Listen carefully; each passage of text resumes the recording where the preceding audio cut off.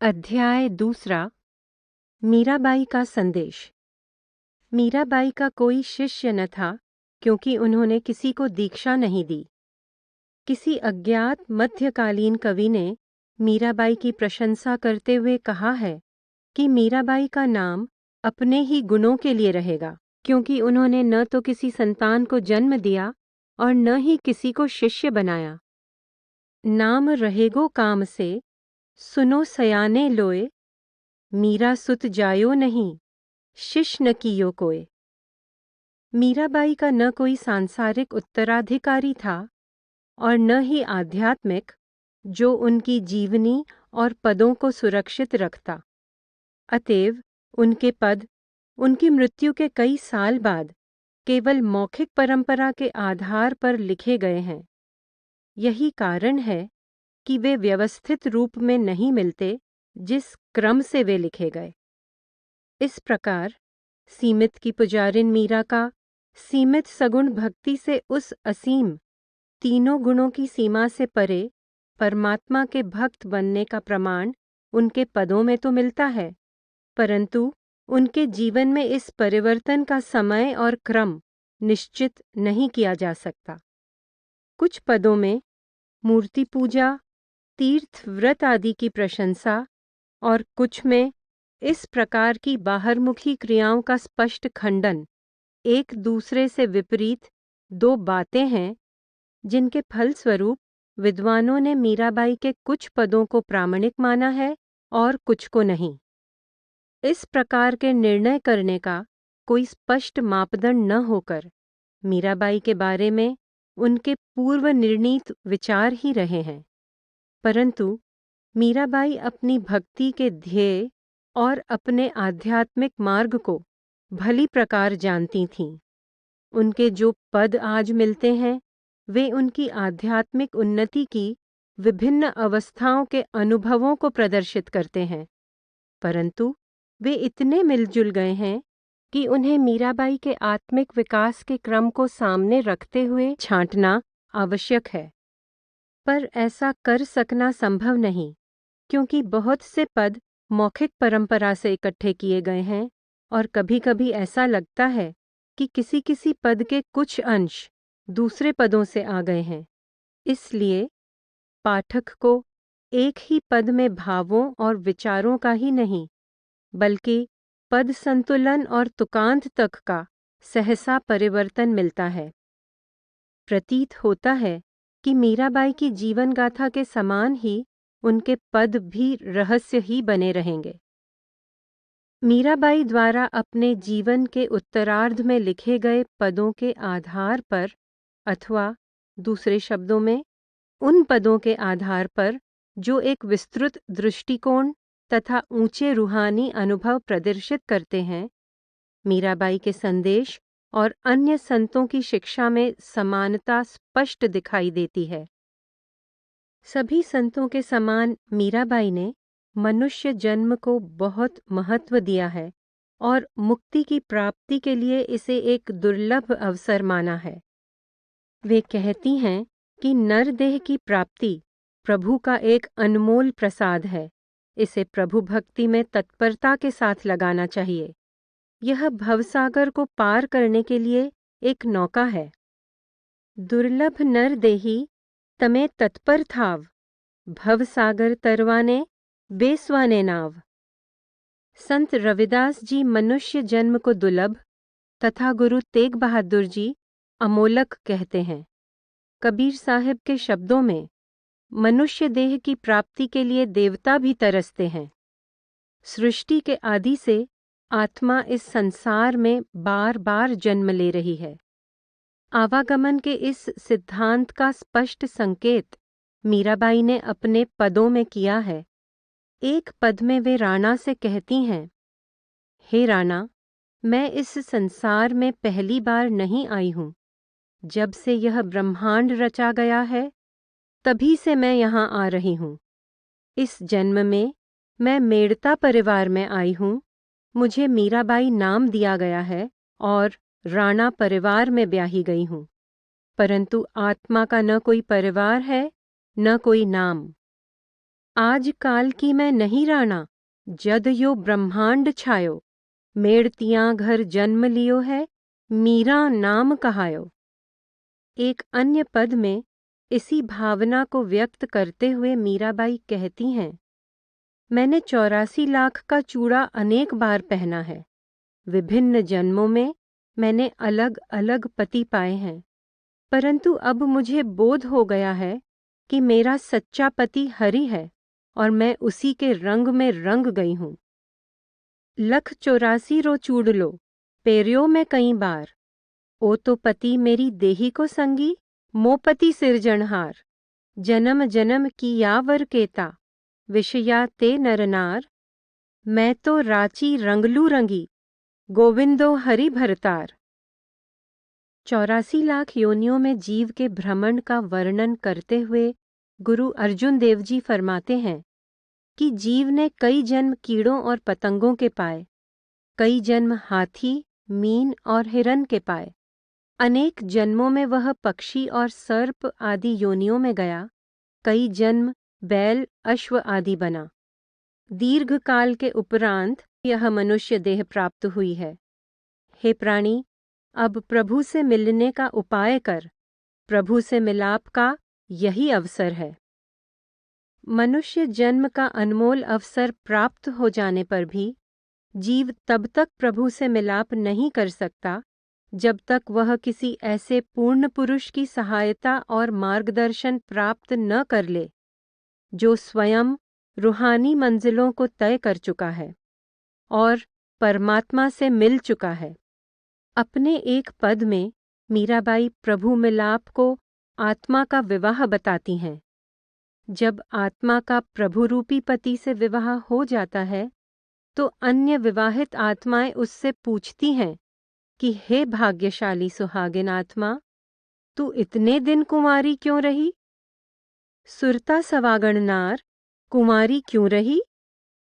मीराबाई उनको उत्तर देते हुए स्पष्ट करती हैं कि आत्मा का विवाह अभी तक न हो सका, अर्थात प्रभु से उनका मिलाप न हो सका क्योंकि उसे सतगुरु नहीं मिले। सतगुरु मिलिया नाय, कुंवारी बीरा यूं रही। गुरु अमरदास जी इसी भाव को प्रकट करते हुए कहते हैं कि यदि आत्मा रूपी स्त्री चारों युगों में भी भटकती रहे, वह सद्गुरु के बिना पति मिलाप रूपी सुहाग को प्राप्त नहीं कर सकती। जुग चारे धन जय बवै, बिन सतगुरु सुहाग न होई राम। दरिया साहब मारवाड़ वाले फरमाते हैं, सतगुर मेरे कृपा कीनी, उत्तम बर परनाई। सभी संतों के समान मीराबाई इस बात पर जोर देती हैं कि परमात्मा मंदिरों, तीर्थों या जंगलों पहाड़ों में नहीं रहता। वह शरीर के अंदर है और अंदर जाने पर ही मिल सकता है। वे बताती हैं कि सतगुरु ही शरीर के अंदर वह दर्पण प्रकट करते हैं जिसमें प्रभु की झलक दिखाई देती है। घट के अंदर के इस रहस्य को सतगुरु के सिवाय और कोई नहीं जानता। वे कहती हैं, मेरे सतगुरु ने मेरे अंदर का दर्पण प्रकट कर दिया जिसमें प्रभु की छवि दिखाई देती है।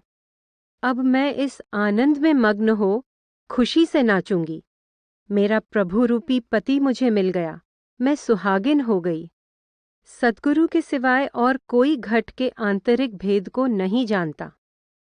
सतगुरु मुकर दिखाया घट का, नाचूंगी दे दे चुटकी, मेरा सुहाग अब मोकू दरसा, और न जाने घट की। अपने एक गीत में मीराबाई कहती हैं कि वे अपने प्यारे प्रभु की दासी बन गई हैं। अब उन्हें काशी जाने की क्या जरूरत है? गंगा भी उनके शरीर में है और जमुना भी, तथा शरीर के अंदर ही अविनाशी प्रभु का निवास है।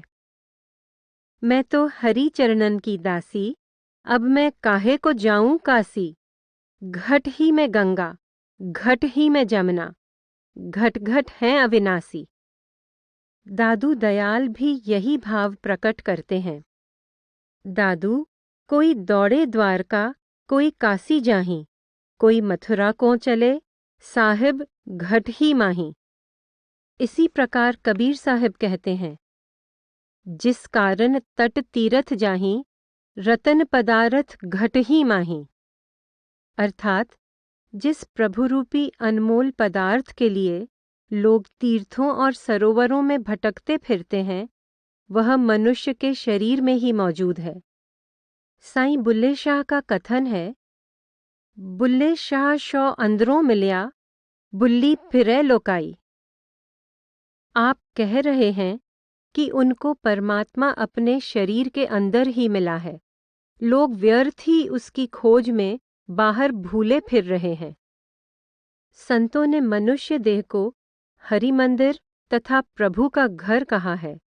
गुरु नानक देव जी फरमाते हैं, काया महल मंदर घर हर का, तिस्मह राखी ज्योत अपार। इसी प्रकार मीराबाई भी मनुष्य शरीर को घर की संज्ञा देते हुए अपने प्रभु मिलाप के अनुभव का वर्णन करती हैं। हे सखी, आज मेरे आनंद का कोई पार नहीं है, क्योंकि मैंने अपने घर में ही अपने प्रिय प्रभु को पा लिया है। मैंने उसे वनों में ढूंढा, वृंदावन में ढूंढा और ब्रज आदि धर्म स्थानों में ढूंढा, परंतु वह न मिला। शरीर रूपी महल के 7वें माले या मंजिल में एक अजीब झरोखा है। मैंने प्रभु को वहीं पाया। आज सखी मोरे आनंद भयो है, घर में मोहन लाधोरी। बन जोई वृंदावन जोई, बिरज सब बाधोरी। सतवे मणिये अजब झरोखे, वाहीं ते हरिजी लाधोरी। गुरु अमरदास जी ने अपने पद काया कामण अत सुआलियू, पिर वसै जिस नाले में फरमाया है कि मनुष्य के शरीर में अनेक लोक, खंड, ब्रह्मांड, यहाँ तक कि स्वयं परमात्मा निवास करता है। लगभग यही भाव मीराबाई अपने एक गुजराती शब्द में प्रकट करती हुई कहती हैं कि हे बंधु, यह समझ लो कि तुम्हारा शरीर समुद्र के समान अनेक खजानों से भरपूर है। अपने हृदय के कपाट खोलो और अंतर में दिव्य ज्ञान का दीप जलाओ। इस प्रकार काया में अनेक फुलवारियां हैं, जिनमें आत्मा रूपी मोर आंतरिक संगीत पर नृत्य कर रहे हैं। इसी काया में मानसरोवर है, जिसमें आत्मा रूपी हंस आनंद से क्रीड़ा कर रहे हैं। इस शरीर में हाट अथवा बाजार है, जिसमें आध्यात्मिक व्यापार करके अपार लाभ प्राप्त करो। मीराबाई अपने प्रभु के गुणगान करती हैं और प्रार्थना करती हैं कि हे प्रभु, मुझे संतों के चरणों में वास प्रदान करो। तमे जानी ल्यो, समुद्र सरीखा मारा वीरा रे, आ दिल तो खोलीने दीवो करो रे होजी। आरे काया माँ छे वाडियो रे होजी, माहे मोर करे छे झिंगोरा रे। आरे काया माँ छे सरोवर रे होजी, माहे हंस तो करे छे कल्लोला रे। आरे काया माँ छे हाटड़ा रे होजी, तमे वणज वेपार करो ने अपरम पारा रे। बाई मीरा के प्रभु गिरधरना गुण होजी, देजो अमणे संत चरणे वासेरा रे। मीराबाई ने नाम के महत्व और नाम भक्ति का कई पदों में उल्लेख किया है। संतों के अनुसार नाम कोई लिखने, पढ़ने या बोलने में आ सकने वाला शब्द या लफ्ज नहीं है। नाम वह शक्ति है जिसने संपूर्ण सृष्टि और खंडों ब्रह्मांडों की रचना की है और जो इन सबको आधार दे रहा है। संत कहते हैं कि नाम और परमात्मा दोनों एक हैं। सद्गुरु अपने शिष्य की आत्मा को नाम के साथ जोड़ते हैं और नाम ही उसे आत्म साक्षात्कार तथा परमात्मा की प्राप्ति की ओर ले जाता है। मीराबाई इस दिव्य नाम तथा इसकी अपार शक्ति का वर्णन करते हुए कहती हैं, हे प्रियतम, मैं तेरे नाम से मोहित हो गई हूँ। मैंने सुना है कि नाम के अभ्यास से अपने कर्मों के भार के कारण पत्थर के समान भारी होते हुए भी जीव संसार सागर से तर जाता है। यह महान महिमामय नाम मुझे गुरु ने प्रदान किया है और इसके द्वारा मैंने तेरी प्रतीति प्राप्त कर ली है, तुझे पहचान लिया है। पिया तेरे नाम लुभानी हो, नाम लेत तिरता सुनिया, जैसे पाहन पानी हो। नाम महात्म गुरु दियो, परतीत पिछाणी हो, मीरा दासी रावली अपनी कर जानी हो। इसी विषय में मीराबाई एक अन्य पद में कहती हैं, नाम का गहरा अमिट रंग मुझ पर चढ़ गया है। मैंने इस अमृतमय रस का प्याला पी लिया है और मैं अंतर में प्रवेश कर गई हूँ। मेरा यह नशा कभी उतर नहीं सकता, चाहे कितने ही उपाय किए जाएं। मैंने नाम की मदिरा पी ली है और इसके फलस्वरूप अब सांसारिक रंग मुझे नहीं सुहाते। मीराबाई कहती हैं कि हे प्रभु, तेरे नाम के द्वारा संसार के सभी कच्चे रंग उड़ जाते हैं। यो तो रंग धता ही लाग्यो है माए, पिया पियाला अमृत रस का, चढ़ गई घूम घुमाए। यो तो अमल म्हारो कबहू न उतरे, कोटन करो उपाय। पिया प्याला नाम कारे, और न रंग सुहाए। मीरा के प्रभु गिरधर नागर, काचो रंग उड़ जाए। गुरु नानक देव जी ने नाम के रंग को कभी न उतर सकने वाला मजीठी रंग कहा है। आप कहते हैं कि अगर अपनी देह को वास्तव में रंगना चाहते हो तो नाम का मजीठी रंग प्राप्त करो। इस रंग से रंगने वाला व्यक्ति अर्थात सद्गुरु यदि रंग दे तो ऐसा रंग चढ़ जाएगा जैसा और कहीं दिखाई नहीं देता। काया रंगन जैथिए, प्यारे पाइये नाव मजीठ। रंगन वाला जय रंगे, साहिब ऐसा रंग न डीठ। सिद्ध गोष्ठ में गुरु नानक साहब फरमाते हैं, नामे राते अनदिन माते, नामे ते सुख होई। अर्थात जो व्यक्ति नाम में लीन हो जाता है वह उसके रस में निरंतर मस्त रहता है और सच्चे सुख को प्राप्त करता है। कबीर साहिब नाम रूपी अमल का वर्णन करते हुए कहते हैं, नाम अमल माता रहे, पिए अमीरस सार। मीराबाई भी नाम रूपी रस के आनंद का उल्लेख करती हुई कहती हैं, मैं अमली हरि नाम की, म्हाने बायड़ आवे, और अमल कई काम को चढ़न उतर जावे। केवल सतगुरु ही नाम का वह दुर्लभ प्रसाद प्रदान कर सकते हैं जो मीराबाई के शब्दों में आत्मा का सच्चा और असली धन है, जिसे न तो चोर चुरा सकते हैं और न ही जो खर्च करने से घटता है, बल्कि दिन प्रतिदिन बढ़ता ही जाता है। पायो जी, मैंने नाम रतन धन पायो, वस्तु अमोलक दी मेरे सतगुर, कृपा कर अपनायो।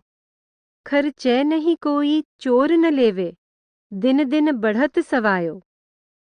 यह नाम मनुष्य के शरीर में एक दिव्य ध्वनि के रूप में प्रकट होता है। संतों ने इसका नाम शब्द, वाणी, धुन आदि कहकर वर्णन किया है। यह बाइबल का वर्ड, कुरान शरीफ का कुन और कलमा तथा वेद शास्त्रों का नाद और आकाशवाणी है। मीराबाई ने इस दिव्य संगीत अथवा शब्द का उल्लेख अपने कई पदों में किया है। वे कहती हैं कि सतगुरु ने मेरे अंतर में वह शब्द प्रकट कर दिया है जिसकी मैं अंश हूँ और मेरा ध्यान उसकी ध्वनि में लग गया है। सतगुरु सबद लखाया अंसरी, ध्यान लगाया धुन में। इस प्रकार वे कहती हैं कि मैं न पीहर में रहती हूँ न ससुराल में, मैं तो अपने सतगुरु के प्रदान किए हुए शब्द में वास करती हूँ। पीहर बसूं न बसूं सास घर, सतगुरु शब्द संगाती। जब जिज्ञासु की आत्मा को सतगुरु अंतर में शब्द की धुन के साथ जोड़ देते हैं तो आवागमन की विकट श्रृंखलाएं टूट जाती हैं। मीराबाई कहती हैं कि पूर्व जन्मों के पुण्यों के फलस्वरूप मुझे सतगुरु का मिलाप प्राप्त हुआ है। मेरे सद्गुरु अंतर्यामी हैं। उन्होंने मुझे उस निर्भय शब्द को सुनने के योग्य बनाया और मेरे जन्म मरण का दुख दूर कर दिया। सतगुरु सामी अंतर्जामी वो पूरब पुण्य मिलायो। जन्म मरण का सांसा मेटिया वो निर्भय सबद सुनायो। इसी प्रकार उन्होंने अपने प्रभु गिरधर नागर को शब्द के सरोवर में समाकर प्राप्त किया है। मीरा के प्रभु गिरधर नागर शब्द सरोवर धसी। शब्द की यह दिव्य ध्वनि मनुष्य के शरीर में निरंतर गूंज रही है। शब्द की दो विशेषताएं हैं, प्रकाश और ध्वनि। मीराबाई इनका स्पष्ट संकेत कर देती हैं। गूंज रहा है, गूंज रहा है। तेरे शरीर में घड़ियाल गूंज रहा है। तेरे शरीर में 10 दरवाजे हैं जहां नित्य नगाड़े की आवाज गूंज रही है। इसी काया में ज्योति जल रही है और उसके तेज की धाराएं गूंज रही हैं। वागे छे रे वागे छे, तारी कायामा घड़ियाल वागे छे। आरे कायाना 10 दरवाजा नितनी नौबत गाजे छे। आरे कायामा ज्योत जले छे, तेजना बींबकार वागे छे। धरती में हल चलाकर खेती करने और बीज बोने के उदाहरण के द्वारा मीराबाई नाम के अभ्यास, नाम के प्रकाश और आवाज का वर्णन करती हैं और बताती हैं कि शरीर में नाम कहाँ प्राप्त होता है। वे कहती हैं कि मेरी रामनाम रूपी धन की खेती है और यह खेती करते हुए मेरी आत्मा प्रभु में लीन रहती है। राम नाम धन खेती मेरी, सुरता प्रभु में रेती। उत्तर प्रदेश में गंगा और यमुना के बीच की भूमि बहुत उपजाऊ मानी जाती है। गंगा और यमुना के बीच के स्थान अर्थात दोनों आंखों के बीच के केंद्र की ओर इशारा करती हुई मीराबाई कहती हैं कि यह स्थान नाम का बीज बोने के लिए उत्तम है। दोनों नदियां आंखों के केंद्र से ऊपर की ओर जाने वाले दाएं और बाएं ओर के मार्ग हैं। इन दोनों मार्गों के बीच में अथवा दोनों आंखों के मध्य में अभ्यासी को अपना ध्यान एकत्रित करना पड़ता है।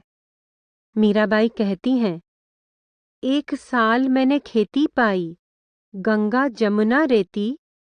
राम नाम का बीज पड़ा है, निपजत हीरा मोती। मनुष्य के शरीर में आत्मा अथवा मीराबाई के शब्दों में हंस का केंद्र आंखों के पीछे तीसरा तिल अथवा तृतीय नेत्र है। शरीर के 9 द्वारों को खाली करके आत्मा जब केंद्र पर आती है तो वह एक उज्ज्वल प्रकाश देखती है, जिसे मीराबाई ने इस पद में ज्योति कहा है। भ्रुकुटी मंडल में हंस बिराजे, वहां दर्शे एक ज्योति। इस स्थान पर पहुंचकर आत्मा शब्द के संपर्क में आती है। सुरत यानी आत्मा की सुनने की शक्ति और निरत यानी आत्मा की देखने की शक्ति के सहारे आत्मा यहाँ से ऊपर के मंडलों की यात्रा पर चल पड़ती है।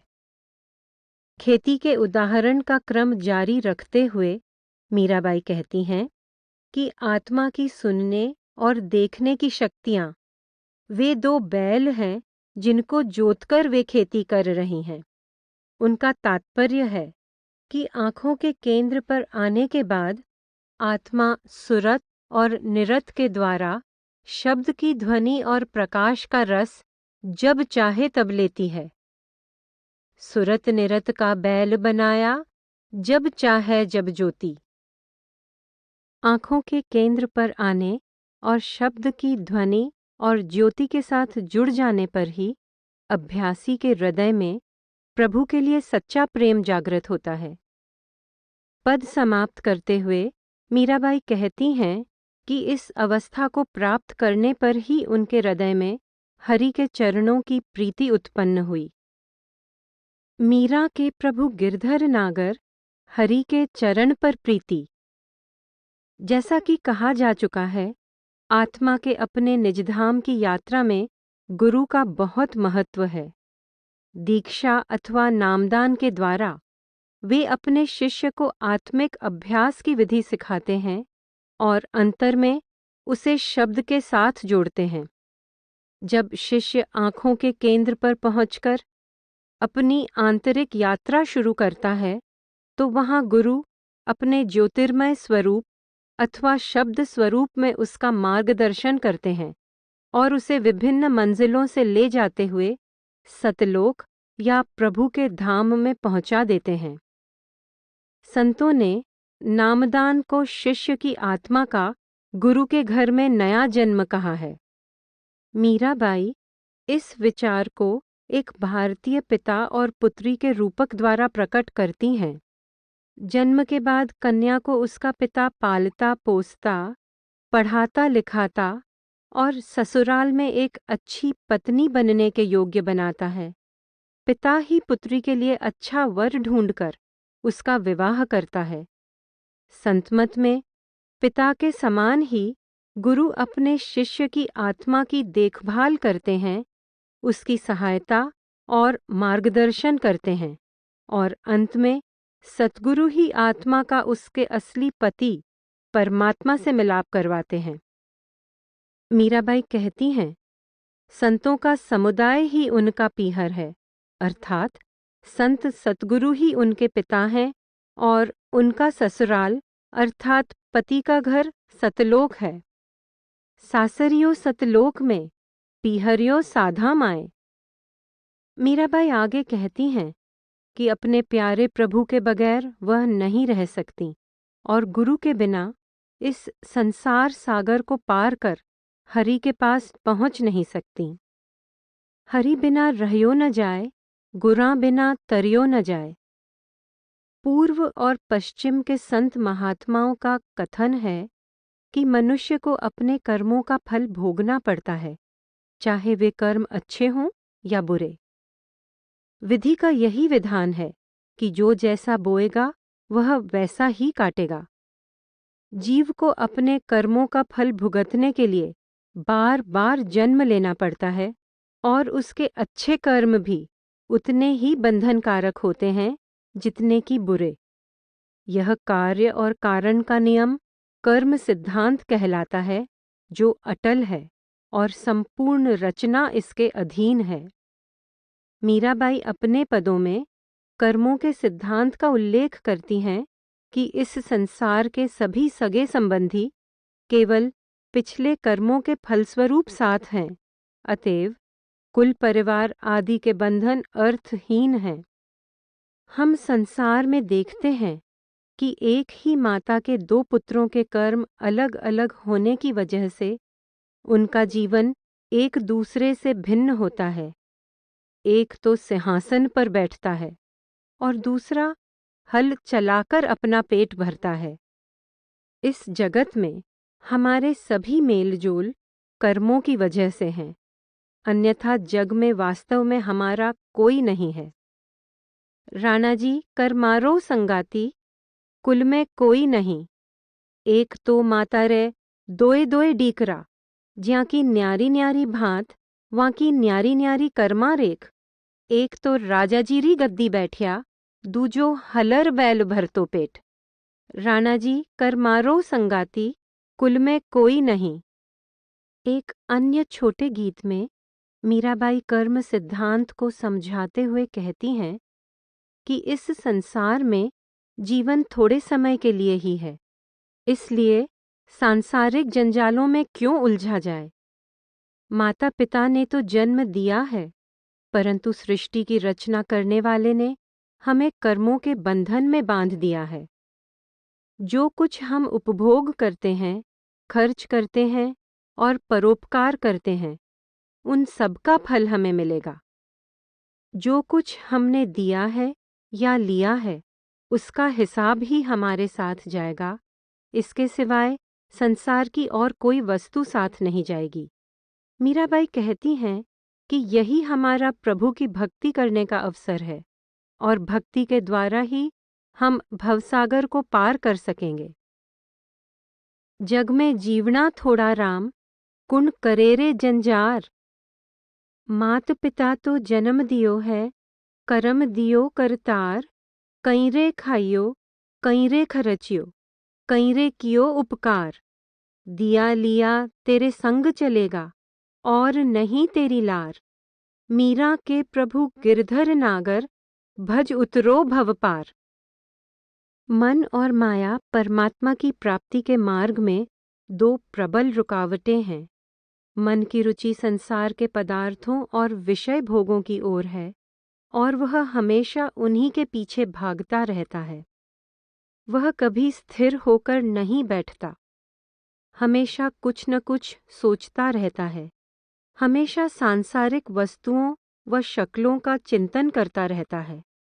वह अपनी अस्थिरता और निरंतर भटकते रहने की आदत तभी छोड़ता है जब उसे संसार के नाशवान सुखों से अधिक उत्तम सुख और अविनाशी आनंद प्राप्त हो जाए। यह आनंद नाम या शब्द की दिव्य ध्वनि को सुनने और अंतर में उसके साथ जुड़ने पर ही प्राप्त होता है। मीराबाई कहती हैं कि उनका मन, जो जन्मों जन्मों से आत्मिक आनंद से अनजान और प्रभु की ओर से सोया हुआ था, सतगुरु के दिए हुए शब्द को सुनकर जागृत हो उठा। जन्म जन्म का सोया मनुआ, सतगुरु शब्द सुन जागा। मन की हठी और उच्छृंखल प्रवृत्ति की तुलना एक मदमत्त हाथी की वृत्ति से करती हुई मीराबाई सतगुरु से प्रार्थना करती हैं कि वे अपना हाथ अंकुश के समान उनके सिर पर रखें, ताकि वे मन को वश में कर सकें। यो मन मेरो बड़ो हरामी, ज्यों मद मातो हाथी। सतगुरु हाथ धरो सिर ऊपर, अंकुश दे समझाती। दीर्घ काल तक निरंतर विषय सुख में डूबे तथा संसार के पदार्थों के मोह जाल में उलझे रहकर मन ने अपने ऊपर मैल की परतें जमा ली हैं। मीराबाई कहती हैं कि गुरु वह कुशल धोबी है जो मन की समस्त मलिनताओं को धो देता है। परमात्मा की स्मृति के साबुन और प्रीति रूपी जल से गुरु अपने शिष्य के मन को धो डालता है।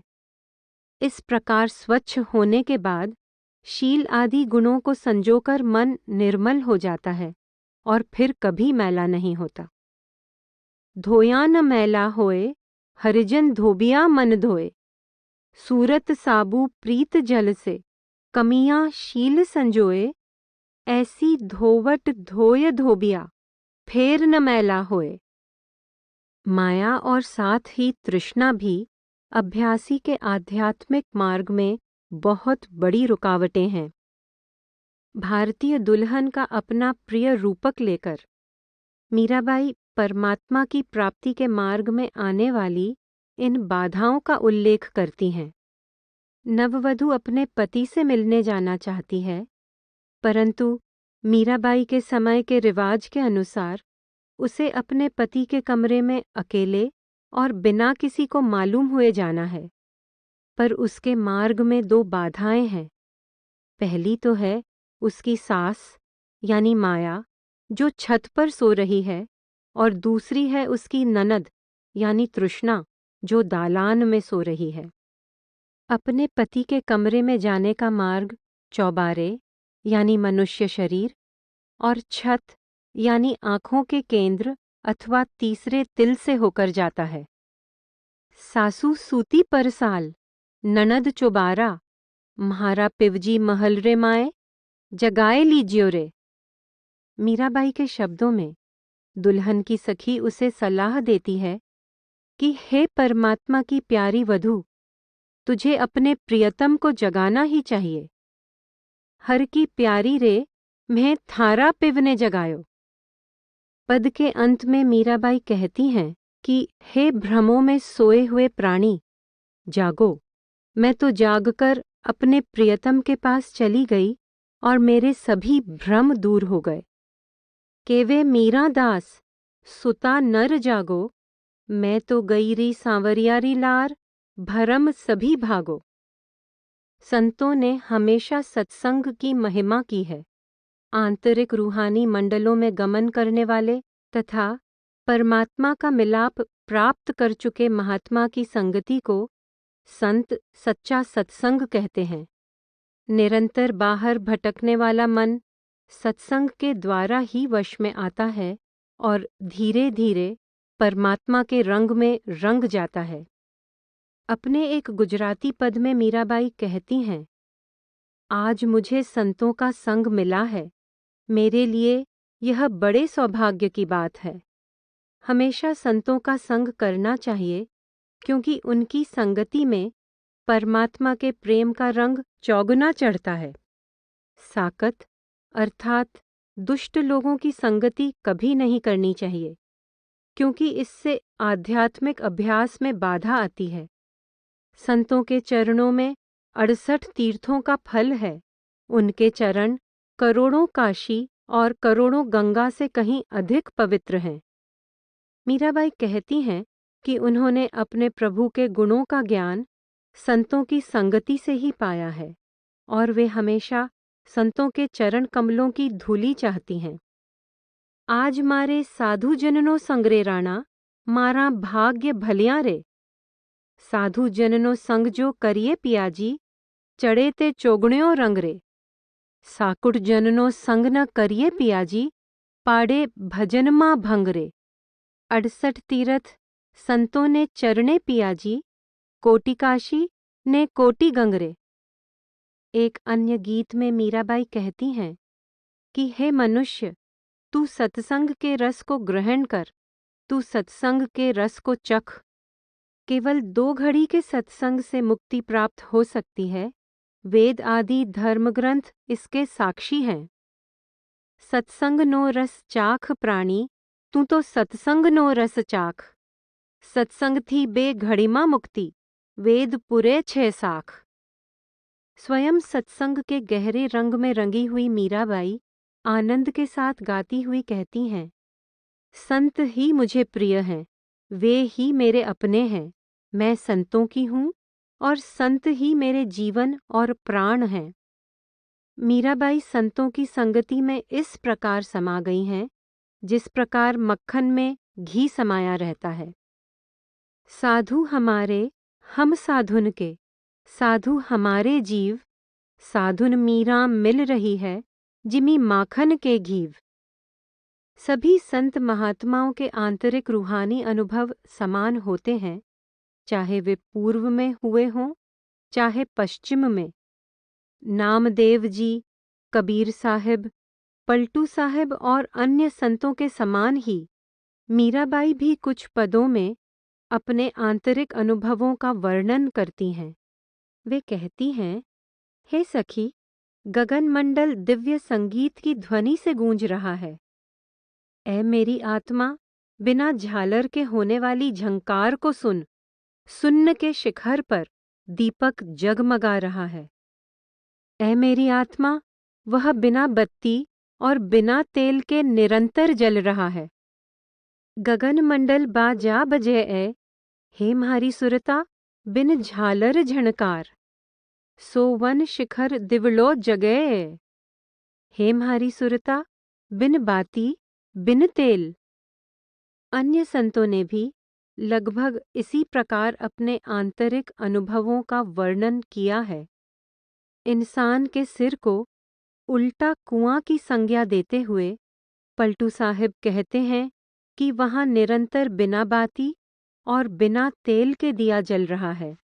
आंतरिक ज्योति और शब्द का वर्णन करते हुए कबीर साहब कहते हैं, आंतरिक मंडलों का रहस्य कोई अनुभवी साधक ही जानता है।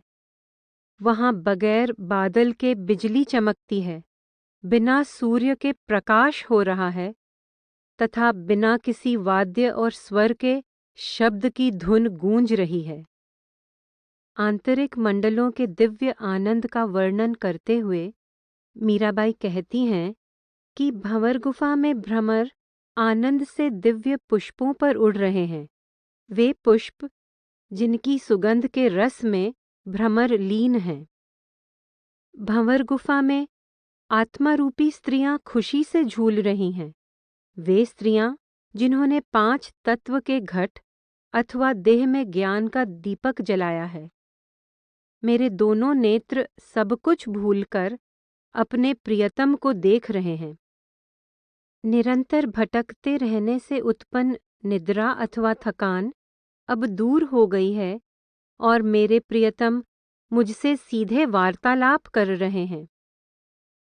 भंवर गुफारे माए भंवरा भंवरिया, ज्यारी महक महक आवे बास भंवर रंग भीजे। भंवर गुफारे माए नारियां झूले, ज्यारे 5 तंत घट माए दिवलो संजोयो। मगन होया दोई नैन पिया पल खोलो, भटकत उड़ गई नींद पिया मुंडे बोलो।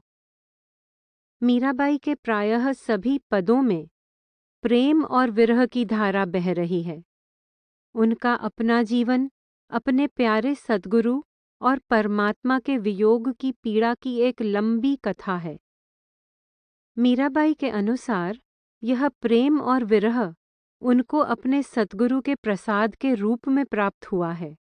वे कहती हैं, मेरे सद्गुरु ने मुझे दिव्य प्रेम के उस बाण से मारा है जो विरह में बुझा हुआ है। भर मारी रे बाना मेरे सतगुरु बिरह लगाए के। प्रभु मिलन के मार्ग में प्रेम अगुआ बनकर आता है और उसी के पीछे पीछे आती है विरह की वेदना। विरह की पीड़ा तथा प्रियतम से मिलाप प्राप्त करने की व्याकुलता ही प्रभु प्रेम को बढ़ाती और दृढ़ करती है। मीराबाई कहती हैं कि अपने विरह के आंसुओं से सींचकर ही उन्होंने प्रेम रूपी बेल को विकसित किया है और वह बेल अब फैलकर उनके तन, मन और प्राणों पर छा गई है। अपने एक लोकप्रिय पद में वे कहती हैं, असुवन जल सींच सींच प्रेम बेली बोई, अब तो बेल फैल गई आनंद फल होई। प्रभु से मिलाप के मीराबाई के गीत मधुर भावनाओं से परिपूर्ण हैं। उनकी प्रफुल्लता और गहनता, उनकी भक्ति की कोमलता का पुट पाकर वे और भी चित्ताकर्षक हो गए हैं। एक पद में मीराबाई वर्षा ऋतु में प्रकृति के हरे भरे होने और सूखे सरोवरों के भर जाने का आधार लेकर प्रभु मिलाप के अपने आनंद का वर्णन करती हुई कहती हैं कि मेह अब चाहे कितना ही बरसता रहे, मुझे चिंता नहीं, क्योंकि आज प्रियतम मेरे घर आए हुए हैं। आकाश में मेघ घिर आए हैं और नन्ही नन्ही बूंदें बरस रही हैं। गर्मी की तपन से सूखे हुए सरोवर भर गए हैं। इसी प्रकार बहुत दिनों की विरह ताप के बाद मैंने अपने प्रियतम को पाया है। अब मुझे केवल उनसे फिर बिछुड़ जाने का भय है। मेहा बरसवो करो रे, आज तो रमैयो मेरे घरे रे। नान्ही नान्ही बूंद मेघ घन बरसे, सूखे सरवर भरे रे। बहुत दिना पे प्रीतम पायो, बिछुड़न को मोहि डर रे। मीरा कहे अति नेह जुड़ायो, मैं लियो पुरबलो बर रे। इसी प्रकार एक सरल किंतु भावपूर्ण गुजराती पद में मीराबाई अपने प्रेम की अनन्यता इस प्रकार प्रकट करती हैं, मेरे प्यारे प्रभु ने आज मुझे हृदय से लगा लिया है। अब मैं एक पल के लिए भी उनसे अलग नहीं होंगी। प्रभु को मैंने स्नेह के बंधन में बांध लिया है और अब मैं प्रेमपूर्वक उन्हीं का गुणगान करूंगी। अपने नाथ के सुंदर नयनों पर मैं तो बार बार वारी जाती हूँ। अपने प्रियतम पर मैं बार बार बलिहारी जाती हूँ। उन पर मैं अपना सर्वस्व न्योछावर करती हूँ। मारा नाथना नैना ऊपर रेहूं, तो घड़िए वारी जाऊं। घड़िए वारी जाऊं वालिड़ा हूँ, तो घड़िए वारी जाऊं। प्रभु जी मने कंठे वळग्या, पल कोरे न थावूं। श्यामला साथे स्नेह बंधाणो, हेते हरिगुण गावूं। प्रेम अतिरेक और विरह की तीव्रता ने मीराबाई के पदों को अत्यंत मर्मस्पर्शी बना दिया है। मिलाप के आनंद और वियोग की जिस पीड़ा की अभिव्यक्ति मीराबाई ने की है, वह कवि कल्पना की उड़ान नहीं है और न ही काव्य सौंदर्य का कोई कृत्रिम प्रयास है। उनके पद उनके अपने अनुभव हैं, अपने आप बीते सुख दुख के वृतांत हैं, उनकी अपनी आंतरिक भावनाओं का अनायास उद्वेग है। उनके काव्य की गहनता और साथ ही अनूठी सरलता केवल हृदय स्पर्शी ही नहीं, प्रेरक भी है। अपने इन गुणों के लिए उनका अपने समकालीन भक्त कवियों में बहुत ऊंचा स्थान है। उनके विरह के पद भक्तों में ही नहीं, घर घर में लोकप्रिय हैं। भावनाओं की गहराई के साथ साथ वाणी के लालित्य ने उनके काव्य को अत्यंत प्रभावशाली बना दिया है।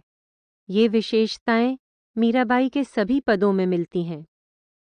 अपने एक मधुर पद में मीराबाई कहती हैं, प्रियतम की मनोहर छवि मेरे हृदय में तीर की भांति चुभकर समा गई है।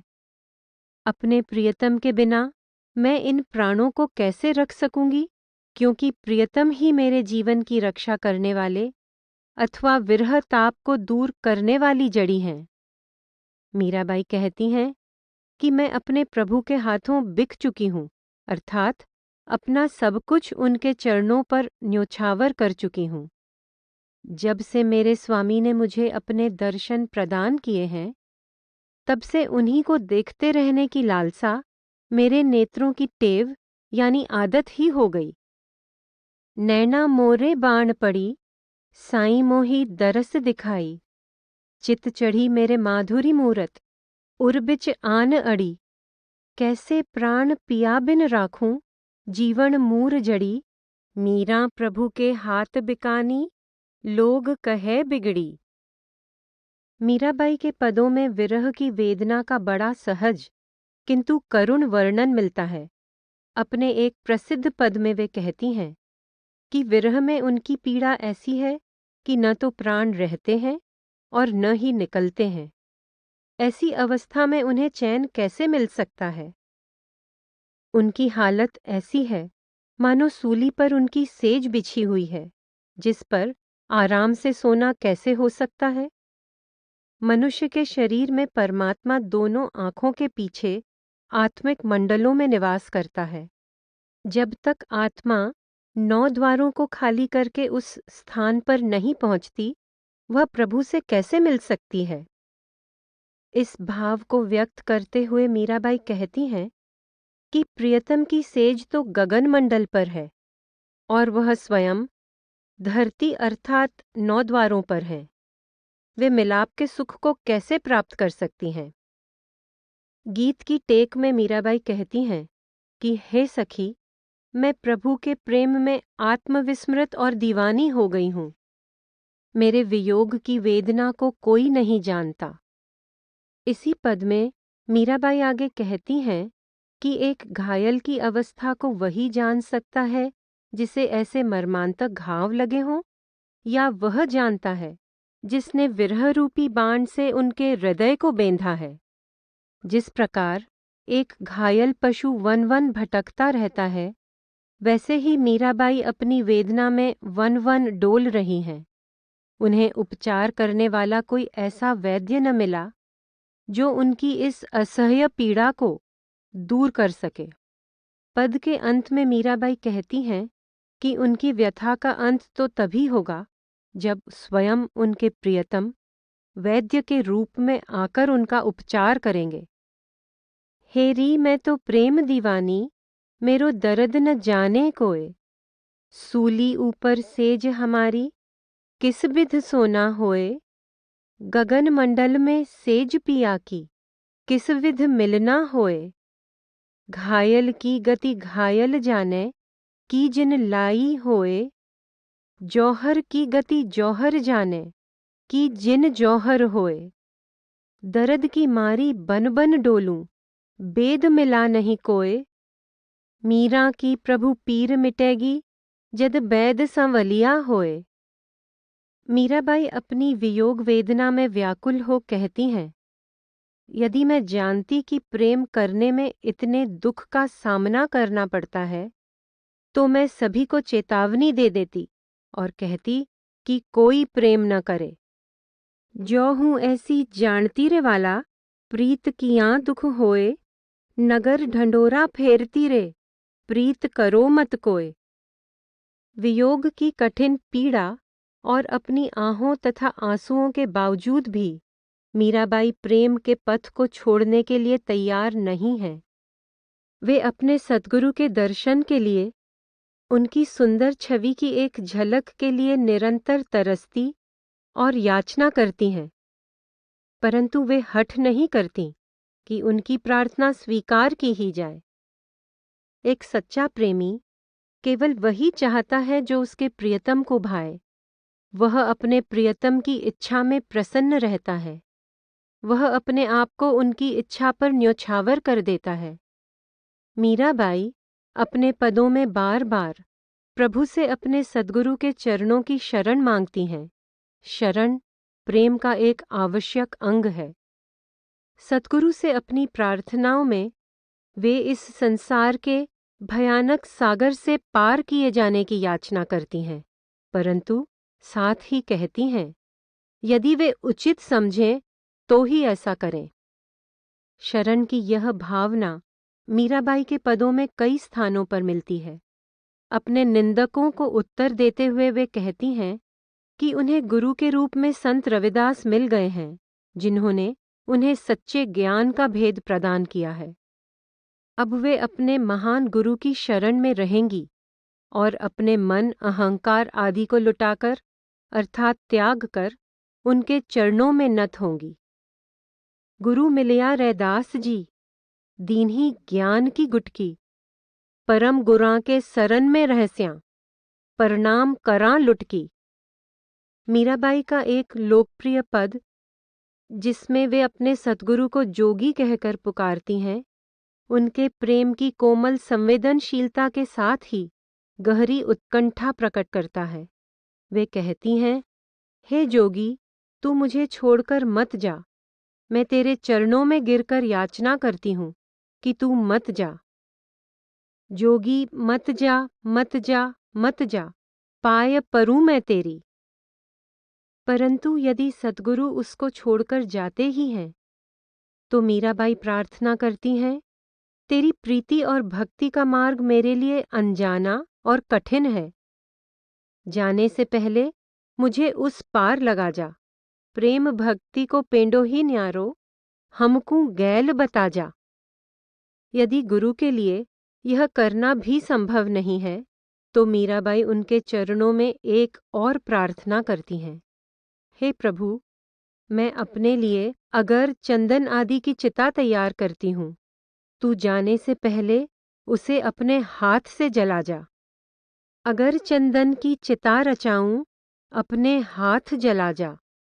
क्योंकि मीराबाई सोचती हैं कि यदि उनके सद्गुरु उनको छोड़कर जाते हैं, तो वे जीवित न रह सकेंगी।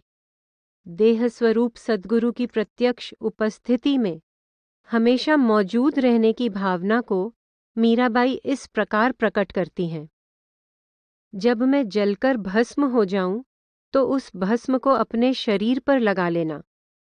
जलबल भई भस्म की ढेरी, अपने अंग लगा जा। सच्चा प्रेम अपने व्यक्तित्व को प्रियतम के व्यक्तित्व में खो देना है, उसके साथ एक हो जाना है। परमात्मा में समा जाना ही प्रभु प्रेम का लक्ष्य है।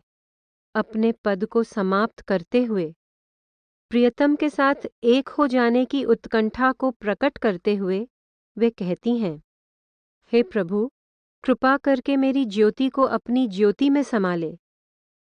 मीरा कहे प्रभु गिरधर नागर, जोत में जोत मिला जा। अन्य संतों की तरह मीराबाई ने भी अपनी वाणी में विभिन्न भाषाओं के शब्दों और मुहावरों का प्रयोग किया है। हिंदी और गुजराती के अतिरिक्त उन्होंने ब्रज, अवधी, मारवाड़ी तथा राजस्थान की अन्य भाषाओं के अलावा भोजपुरी, मैथिली, संस्कृत, अरबी, फारसी और पंजाबी तक के शब्दों का स्वतंत्रता पूर्वक प्रयोग किया है। बंगाल में उनके गीत बहुत लोकप्रिय हैं। महाराष्ट्र में तुकाराम जैसे संत कवियों ने मीराबाई का उल्लेख बड़े आदर के साथ किया है और महाराष्ट्र के संतों तथा भक्तों की काव्यमयी जीवनी लिखने वाले कवि महिपति ने मीराबाई की प्रचुर प्रशंसा की है। फिर भी काव्य कौशल, छंद मात्रा आदि की शास्त्रीयता, अलंकारों की विशद योजना और काव्य सिद्धांत की दृष्टि से मीराबाई की गणना मध्यकालीन भारत के महान कवियों में नहीं की जा सकती, परंतु अपने निश्चल सहज भावावेग के लिए, अपनी स्वतः स्फूर्त अनायास अभिव्यंजना के लिए, अपनी भव्य रचना की सरल किंतु ललित शब्दों में अभिव्यक्ति के लिए, अपने पदों की अकृत्रिम सरसता और गीतात्मकता के लिए, उपमाओं के प्रांजल तथा लावण्यमय प्रयोग के लिए, अपने गीतों की प्रेरक भाव प्रवणता के लिए, अपने प्रेम की मधुर किंतु ओजस्वी व्यंजना के लिए और इन सबसे बढ़कर अपने प्रियतम से वियोग की दारुण व्यथा को मृदु करुणा के साथ ही मर्मभेदी प्रखरता सहित अपने पदों में साकार करने के लिए मीराबाई के समकक्ष शायद ही कोई भक्त कवि आता है।